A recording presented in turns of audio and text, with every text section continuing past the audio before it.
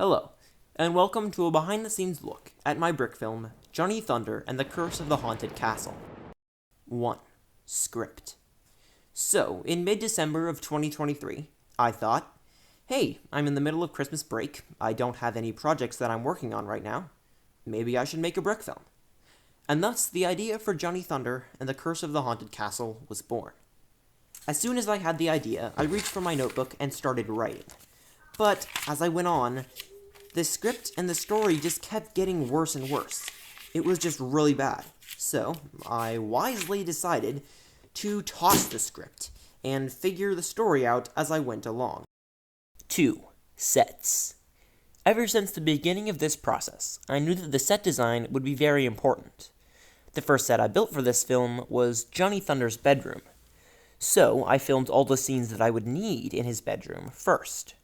Something that I should probably confess about before we go on is cheating.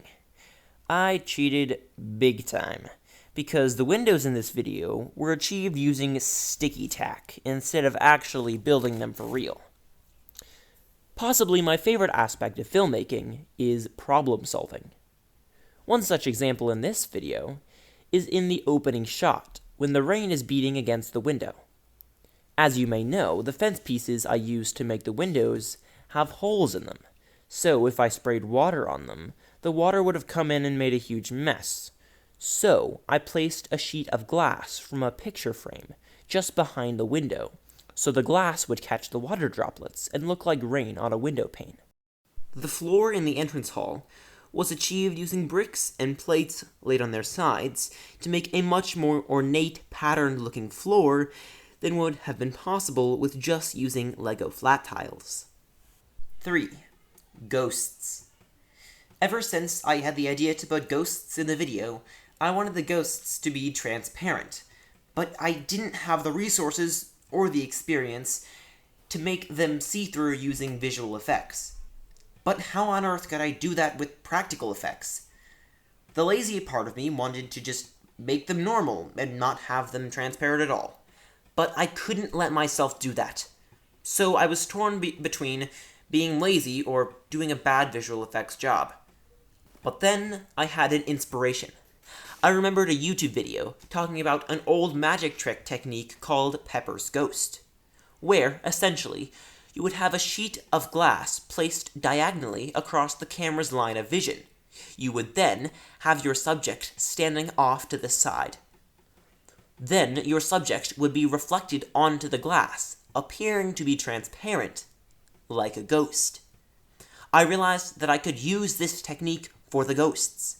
And although I pulled it off without it looking too bad, it was a pain in the butt to animate, because if you knocked the glass while you were animating, you must reanimate the shot from the beginning. I honestly can't even describe how meticulous and painful it was to film the ghost scenes, so just watch this clip from when I was animating it. It is about 7 o'clock on a Saturday morning. So they look like ghosts. But the only way to get them to show up on the glass was to light them extremely close, like to have the light extremely close to them. So it's very difficult not to bump the light. I have to just like push this guy out, fiddle with him, like just eyeball it, and then put him back in, and then check in the playback to see if that looks good. And if it doesn't, have to do that again. Not to mention move every single other guy in the shot. So, I mean, the ghost doesn't really move because he's just on the edge, and then this monkey over here, I don't know if you can see him. Ooh, right there. And sometimes if the glass will get bumped, like just then, it'll like just entirely mess it up. It's very difficult to. So, got my coffee, my Bible, my Lego. It's all the three things you need. 4. Voices. As you probably noticed, I did all of the voices myself for this film, which was really fun because I got to do all of these crazy impressions. I wanted each character to have a very distinct voice.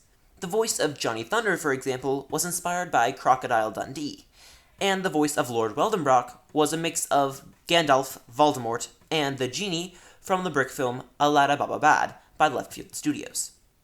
Another fun aspect of this film was that almost all of the dialogue was improv, which is very fun, but as a result, I have almost 2 hours of unused audio of me going off on random tangents that make no sense. 5. Lighting. I really enjoyed the lighting process for this film, and it's probably the aspect that I am most proud of, despite the fact that I was filming this video on an old crappy tablet from 2019, and that I only have 2 crappy desk lamps from Amazon. This goes to show that you don't need good gear to make a good-looking brick film. Thank you for watching this behind-the-scenes look at my brick film, Johnny Thunder and the Curse of the Haunted Castle. I hope you enjoyed watching it as much as I enjoyed making it.